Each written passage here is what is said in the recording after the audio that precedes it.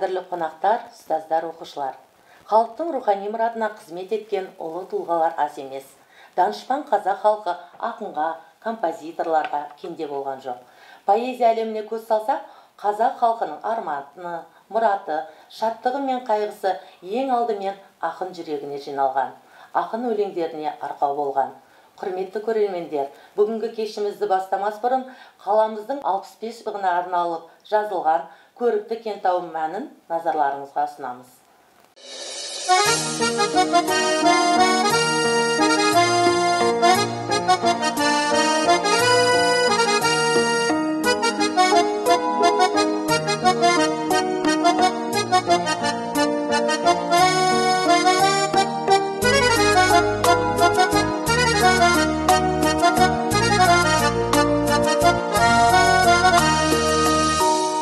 Қаратау тәжі, халықтың тәжі, теңдіктің тасында сенің таңбасы жатыр ерліктің.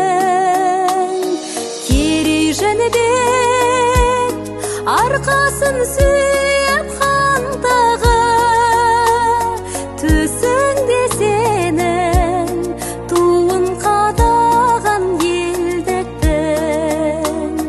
Мәуелі баға гүл оранған кең сайдан, тұлғаларыңмен өнерге қошақ кең жайдан.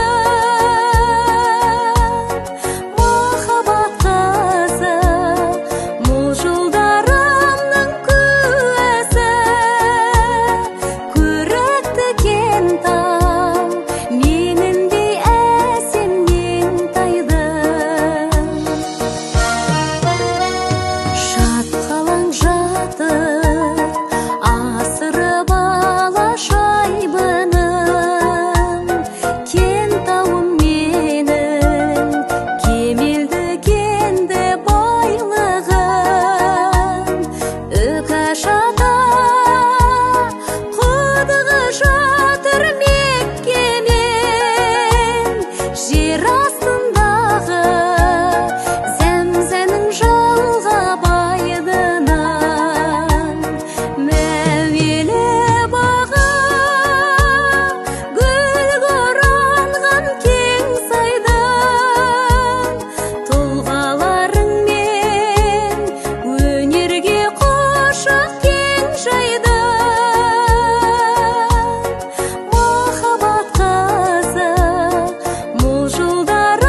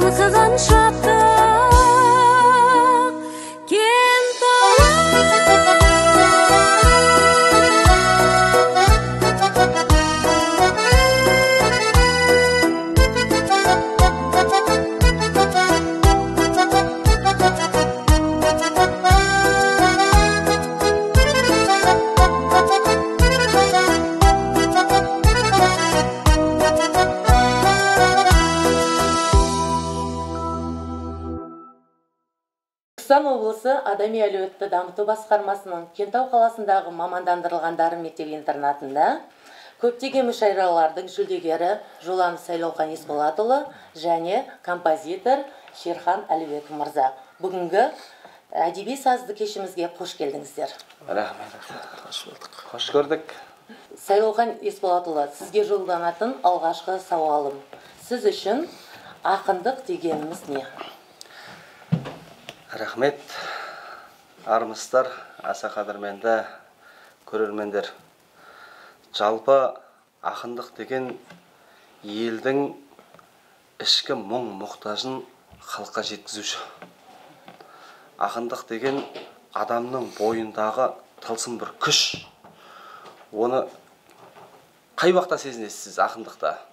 Біреулер айтады, ақындықты алғашқы ғашық болып әркім-ақ жаза береді дейді.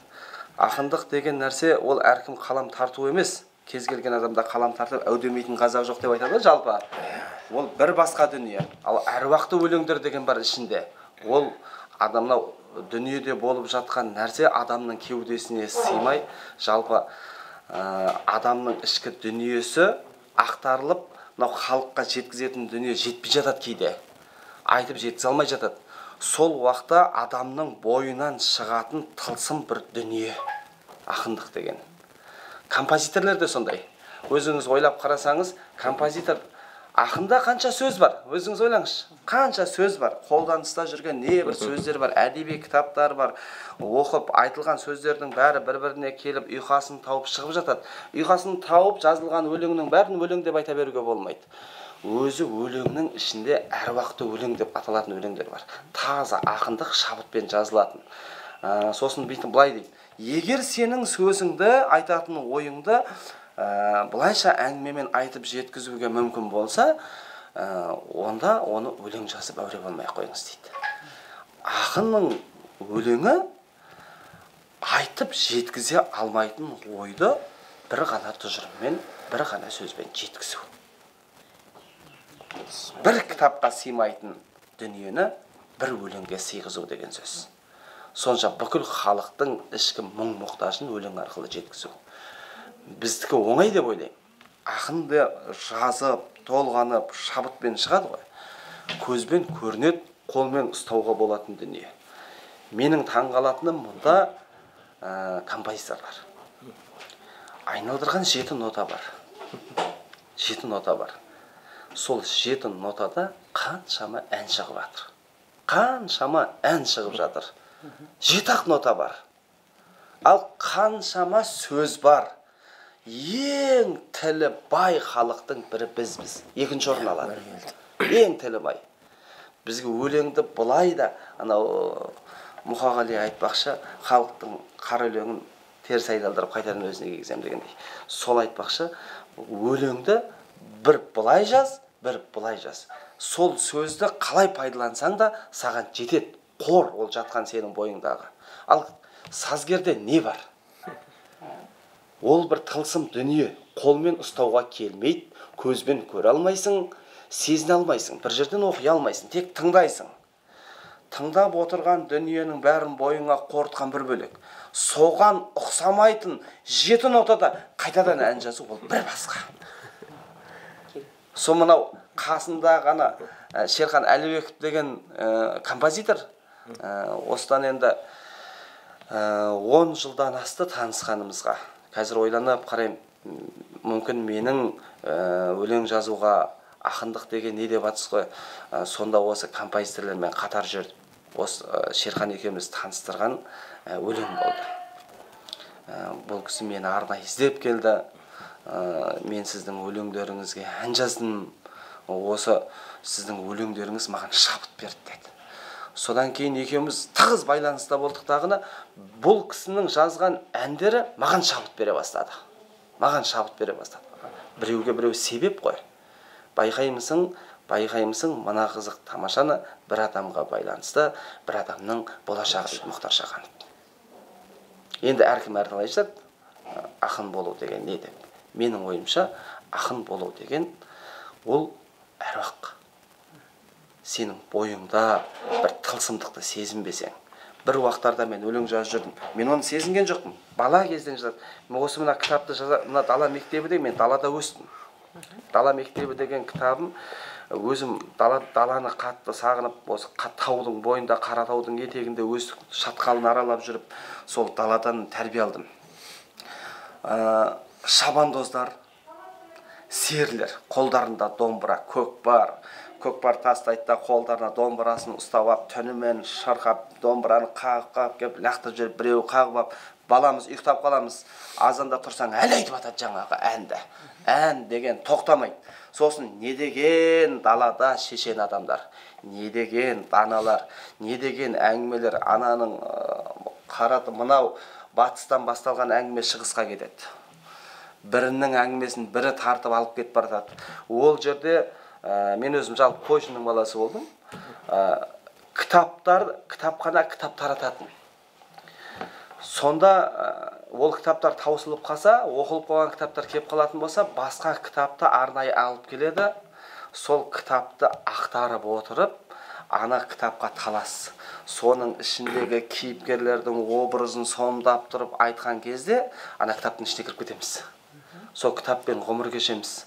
Сонда мен ойладым, маған барлық дүние даладан келді. Менің мектебім, мен қазір дарын мектебіне кеп тұрмын. Менің мектебім дала болды. Сол барлық қорды мен далада жүріп жинадым. Менің өмір бақи алған сабақтарымның ішінде университетте жүрдім, қаланың ішінде жүрдім, мектепте оқыдым, бірақ ең үлкен мектеп сол даладан алған мектеп. Халық ауыз әдебиеті. Рахмет. Жақында мен Facebook парақшасынан Бақыт Мыңбайдың орындауында сіздің Абайды оқы әніңізді, өлеңіңізді тыңдадым. Жалпы қазір көрермендер назарына сол өлеңді ұсынсақ. Бәрекелді.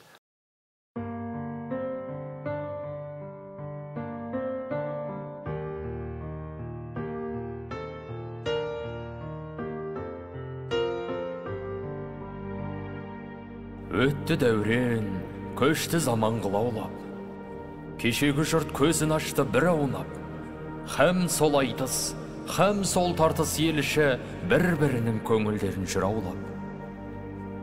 Бұл тартыстың қатысы жоқ ілімге, кешегі жыр сырын артты бүгінде, абай мұңын арқалады қанша адам тұңғиықтан шығармын деп түбінде. Дәуір өтті, өз дәрменін ұғалмай, текті тұрақ түп қазықтан шығармай, ақындары абай болып күрсініп, ар ісімен алысып жүр құнанбай. Бір ғасырдың туарына сенеміз, бір асылдың шығарына сенеміз, ғалам танып, қалам тартқан алайда, бір абайды тани алмай келеміз. Жыл арнадық, күн арнадық абайға, тамсандырып тәмсіл еттік талайға, әлем бізді танысын деп хакіммен жар саламыз, ақын соны қалай ма? Адам болу әр сөзінде хакімнің, адал еңбек, ілім ісі ақылдың, өз қазағын түзеу үшін арналған әр шумағы, әр қаріпі ақынның. Абайды оқы, арыт иман салмағын, адалдыққа негіздейді бар ғалым, ең әуелі шынайы бол, адам бол, орындағын келсе ақын арманын. Қараңдықтан кетті қанша есеміз, енді қандай, қанша ғұмыр кешеміз. Талайды оқы, абайды оқы, содан соң сұра кім біз, бүгін ертең кеше біз.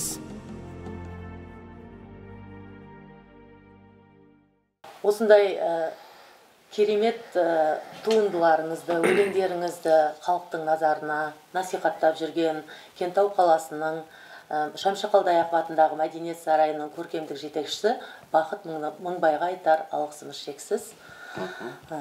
Келесі сауалым, яғни мынау жаңа сіз барлығы жақсы атап өттіңіз ғой, ең алғашқы жазған өлеңіңіз жайында айтсаңыз.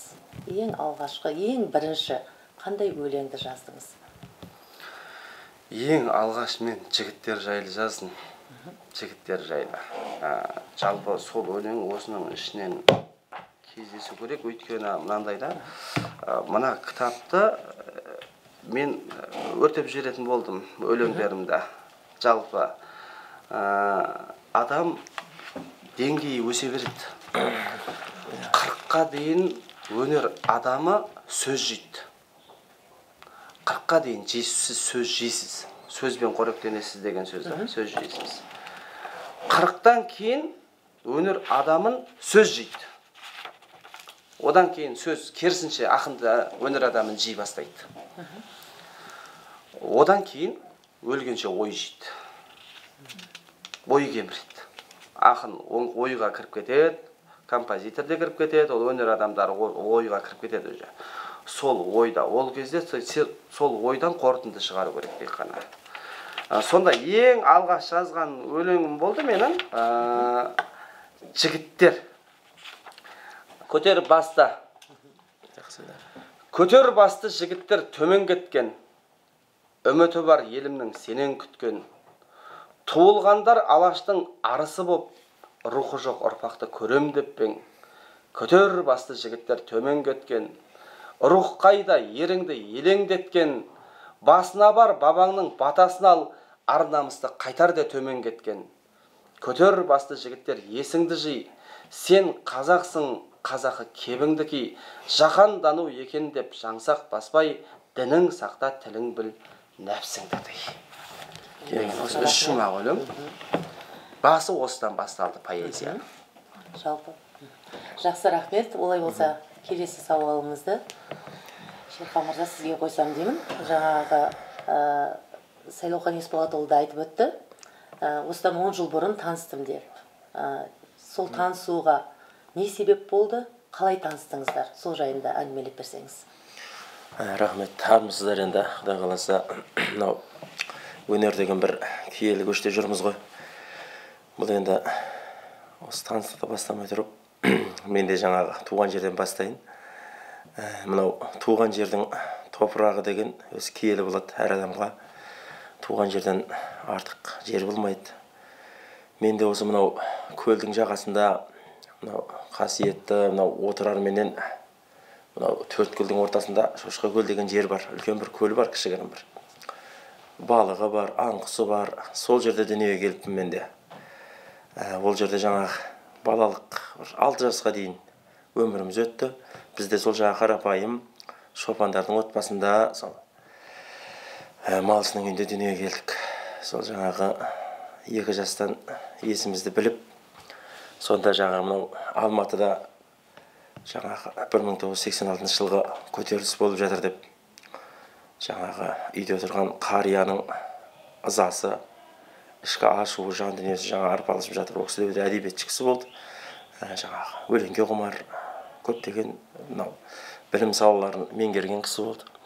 Сонда сол есімде қалды менің, сол 2 жастан бері қарай. Сөйтіп 6 жасымда осы мынау Түркістанның маңайына келіп, қазір Жинек деген ауыл бар. Сол жерде өстік қой енді. Мен де сол бала кезімнен осы Сәкен айтпақшы, кітапқа құмар болдық. Малға құмармыз. Азанда атты ерттеп мініп жарысып, әрқайсымыз бір-бір тайды жаңағы аталарымыз бір-бір тайды атайды ғой енді. Мына тай сенікі еге бол деп сол ат жалын тартып мінген қазақтың балдары болдық. Сөйтіп жаңа мынау қолымызға беретін кітап болды. Біз рухани кітаптың бәрін енді шыны керек мектепке бір 100% барған жоқпыз. Соны айтсақ ұстаздарымыз ұрсады. Сол жаңағы далаға кетіп, қырға кетіп, сол табиғаттың тылсым бір дүниесімен тілдесіп, үндесіп, сол кітап оқып, кітаптың ішіндегі бүкіл поэмаға, жырға, дастанға, көптеген мынау романдарды оқып, соның кейпіне ендік қой. Жылайтын жерінде жыладық, күлетін жерінде күлдік.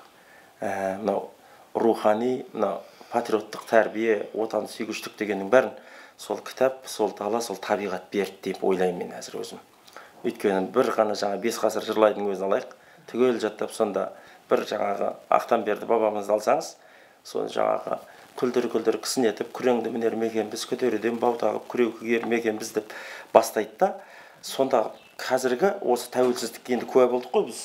Осы тәуелсіздікті жаңағы Батагөй, болашағын болжаған тұлға ғой. Рухани, жаңағы рухы өр азамат қой. Батыр. Сол кісі осы тәуелсіздікті жырлап, бір керемет айтып кеткен да. Осы тәуелсіздіктің сол жырдың өзі куәсі, былай айтқанда. Сондай жырдастан жаттап өскеннен кейін мен де аздап жаңағы Сәкен айтпақшы, біздің ұлтымызда бар өзі жаңағы өлең құрай беретін қасиет. Я 10 отырса соның 5-еуі өлең құрай береміз ғой өзі. Мен солай өлеңге құмар болдым. Өйткені жаңағы өлеңдерді қисса дастандарды жаттағаннан кейін ана арқасынан дереу өлең шығарғым келіп тұрады. Ана өзі сондай бір адамның жан дүниесін ашады ау деймін, бір ішкі сарайын, бір қасиеттерін. Мүмкін сол қасиет бар шығар, қанымызда бар ғой енді ол. Сөйтіп жүріп өлең жазып, аздап сосын ән айтып, сол жүргенбіз. Жаңа біздің қазақ халқында айтады, ән салсаң даусың 7 қырға жетіп жатсын, 7 қырдан асып жатсын дейді. Былай айтқанда 7 шақырым шығар ол, одан да көп шығар. Сөйтіп кең далада айқайлап ән салып жүріп, сол 2003 жылдан бері қарай мен ән жаза бастадым. Оған жаңағы бір жігіт түрткі болды. Омар Дәулет деген азамат. Енді оның жаңағы жүрегі нәзіктік, мен жаңағы бір ғашықтық болған, бір махаббатқа, бір қызға сонымен бас қоса алмай қалған, ол қыз жаңа басқа жаққа кеткен, басқа жігітке.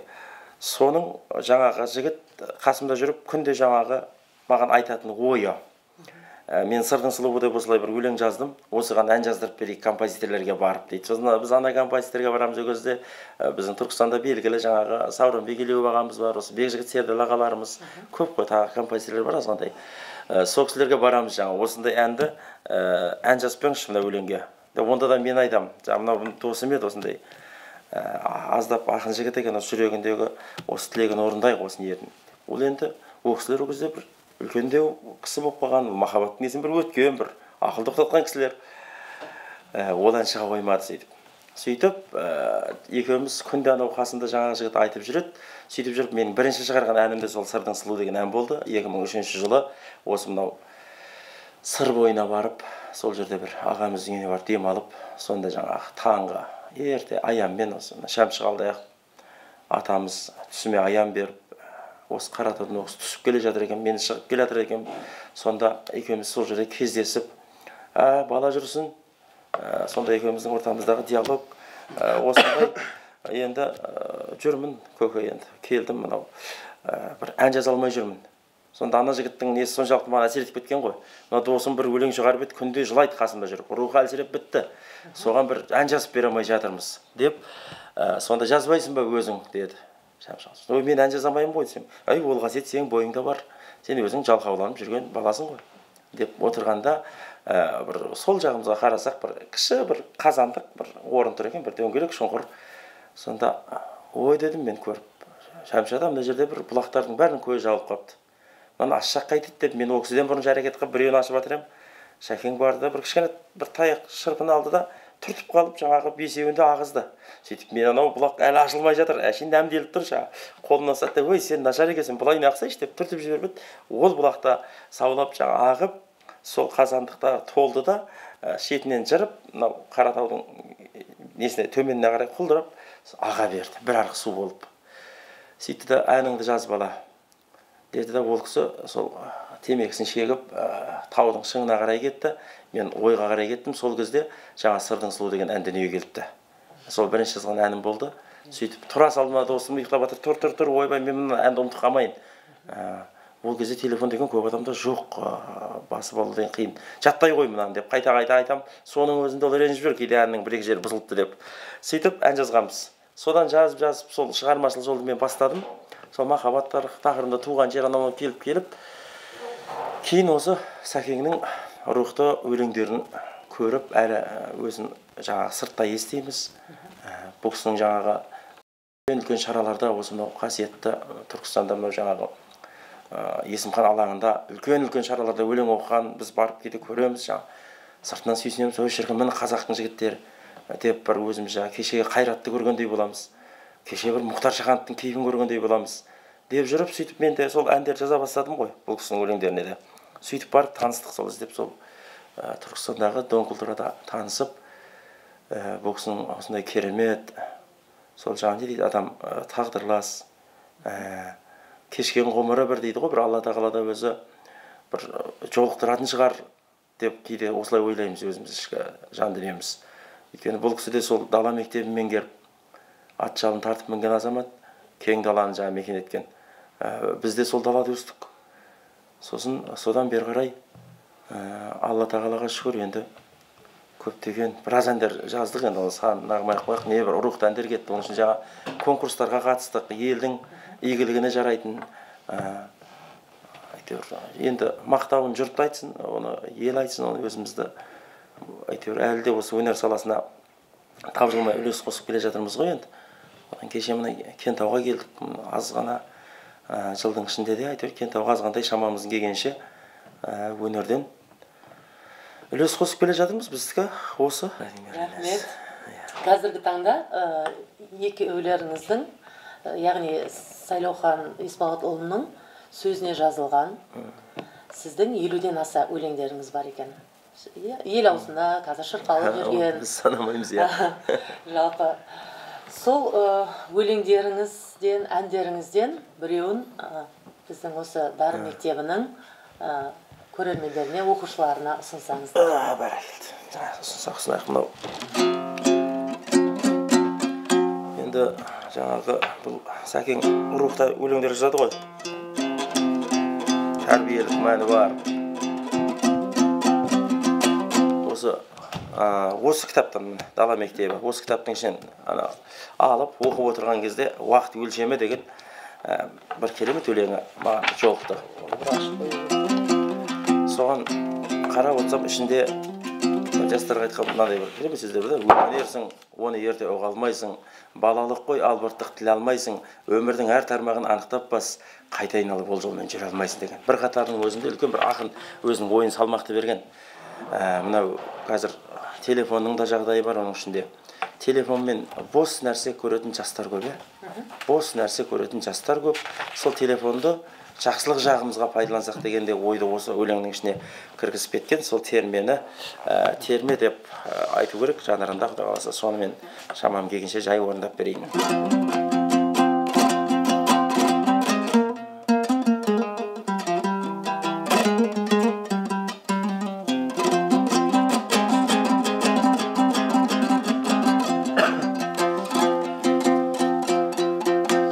Уақыт өтіп барады бауырларым, сарып тастап жүргенде ауыл қамын. Алла бәрін уақытпен өлшеп қойған, күн мен түн, дауылы мен жауындарен. Алла бәрін уақытпен өлшеп қойған, күн мен түн, дауылы мен жауындарен. Уақыт өтіп барады бала досым, жанған сайын алаулап жанады отың. Не бітірдің биікке шығып алда, артта қалған ізіңе қара сосын. Не бітірдің биікке шығып алда, артта қалған ізіңе қара сосын. Өкінерсің, оны ерте оға алмайсың, балалық қой, албырттық тіл алмайсың. Өмірдің әр тармағын анықтап бас, қайта айналып ол жолмен жүре алмайсың. Өмірдің әр тармағын анықтап бас, қайта айналып ол жолмен жүре алмайсың. Бос әңгіме болмасын ісінулер, пайда көздеп пақырды түсін түсірулер. Қиналғанға бір ауыз жылы сөзің, жанға жылу сыйларын түсініңдер.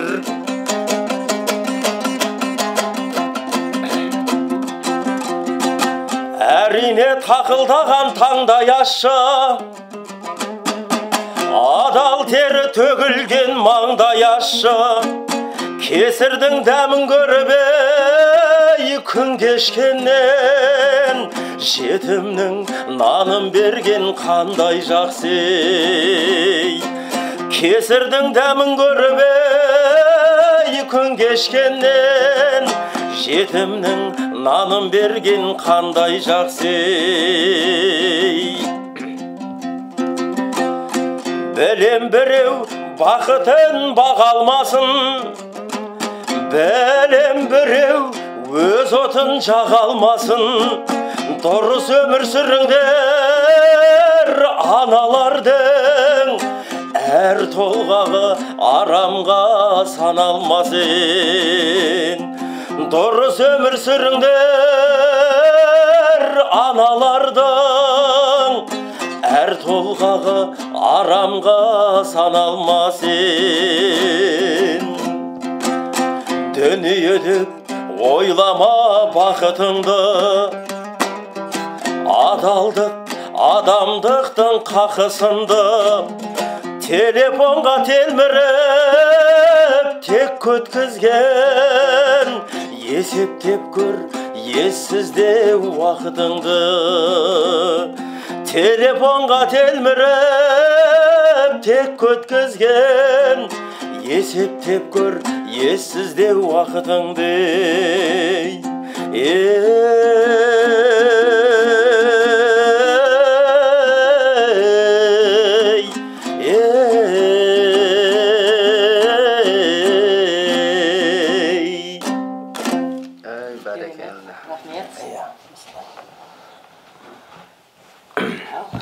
Сайлаухан Есболатұлы, мынау ақпанда адасқан қыз деген дастаныңыз жайында әңгіме етіп берсеңіз.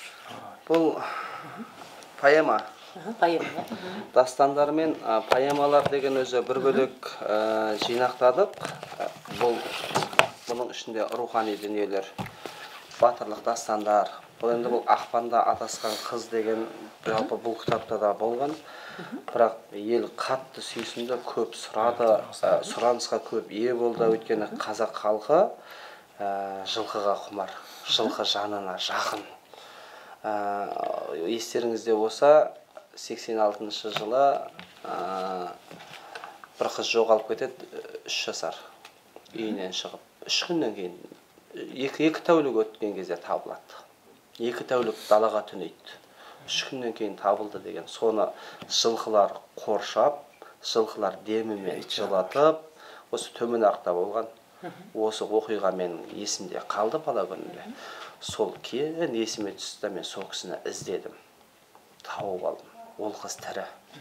Тұрмысқа шыққан, Алматыда тұрады. Сол ата-анасын тауып алдым төмен арықтан. Сөйлесіп отырып қатты әсер етті. Жылқы мен адам баласының арасындағы байланыс.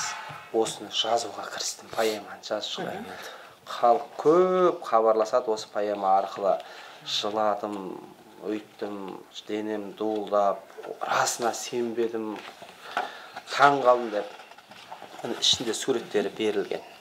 Мұна сол қыз, сол кез. Мейрамкүл деген қыз. Мынау отбасы, жалпы осының бәрін жинақтадық. Гүлзат Мұхтарқызы деген қатты қызығушылық танытты журналист қазір қазақ фильмде істейді, оңтүстік фильмде. Сол қыз осыны жинақтады. Мен осыны жеке кітап қылып шығарам. Сосын мен айттым, мынау әке шешесі сол кездегі. Мен былай дедім. Сөйтіп ойланып отырдым да, бұл балалар кітап оқымайды ғой дедім. Сөйтіп бір күні осы мәдениетке Әлия деген қыз келді, костюмерша болып. Сөйтіп сол қыз әңгімелесіп отырсақ, ол қыз суретші екен, дизайн. Салған суреттерін көрсетті. Сосын мен осы екеуміз отырып оқыдық. Кітап шықпаған. Оқып отырған кезде ол кісіге қатты әсер етті да. Сосын мен айттым, балалар негізі оқи бермейді. Сен суреттеші болсын дедім. Ертегі кітаптар болды, арасында суреті бар, суреттеш дедім. Мынау ортасынан андай кітап суреттедік. Мынау қызды тауып алып келген кезі, Яхия деген қарт тауып алады, сөйтіп ата-анасына алып келген кезі. 2 күн далада ақпанда, ақ қарда жылқылар топырақты теуіп, соған жатқызып, жалына жатқызып, ана аң құстардан қорғап далада. Осындай суреттің бәрі сонымен жазылған. мына жылқылардың жалында жатып, деммен жылынып, 2 күн түнеген ақпанда, күн суықта. Бұл болған оқиға, шын оқиға. Осыны мен суреттеп жазып шықтым. Мынау жылқының ең соңында иесі тауып алып әкетіп баратқанда, бозат кеп, иіскеп тұрған кезде, бозаттың көзінен жас кетті дейді, парлап. Мейірімді. Кейін іздеп таппаған. Мына деммен жылытып, мындай тұрған суреттерін бердік. Кейін сол бала жазылғаннан кейін 4 ат бояндарым деген. Шауып үйіне келген, бояндарым деп жүгіріп шыққан, ана ат кетіп қалған қайттан. Содан кейін сол 4 жылқыны ешкім көрмеген дейді. Негіз ол әруақ сияқты дейді, көрдіңіз ба? Әруақ сияқты жылқы кейпіндегі. Бірақ жылқы малы ойлап қарасаңыз, адамға өте жақын. Осыны мен арнайы алып келдім. Ақпанда адасқан қыз деген өзі болған оқиға. Ешқандай өтірік нәрсе қосқан жоқпын, суреттеп қосқан жоқпын. Шынайы жаздым. Қалай болды? Анасы қалай айтып берді? Тура солай жаздым, өзгерткен жоқпын. Сол оқиғаны тура өлең қылып жазып шықтым да бердім. Ол кісі қанша адамдар жазған, мақала қылып жазған, оны біреулер роман қылып жазған, бір нәрсе деп жазды, бірақ еш нәрсе де болған жоқ, қалды деді. Осыны жазған кезде өзі хабарласты оқығаннан кейін. Таң қалдым, керемет деп қайта-қайта рахметін айтып кетті да. Осыны сіздерге алып келді, балалар оқысын мынаны. Жылқы мен баланың арасындағы байланыстар.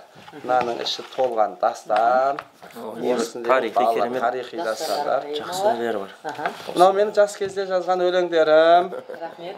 Дала мектебін меңгерсін, сол кісілерге беріңіздер. Мен арнайы 2 қылып алып келдім. Біздің кітапханамызға, иә? Сіздің кітапханаңызға 2-ден 1 алып кетіп, берше мен оқиын деп жүрмесін деп, мына да бар ғой деп тұрасың деп 2 болып тұрсын. 2 болып мына. Жақсы. 2-ден. Құдай қаласа, мынау дарынды балалар мектебі ғой, дарынды балалар. Дарынды балаларымыз көп болсын. Сіздер кәрі көріп отырмын, мына кітапхананың ішін қандай керемет өрнектегенсіздер.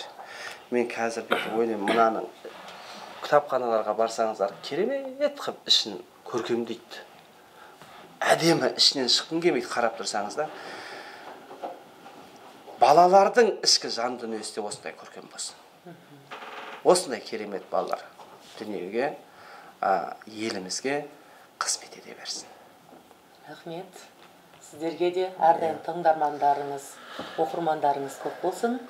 Алтын уақыттарыңызды бөліп келгендеріңізге алғысымыз шексіз. Сау болыңыздар.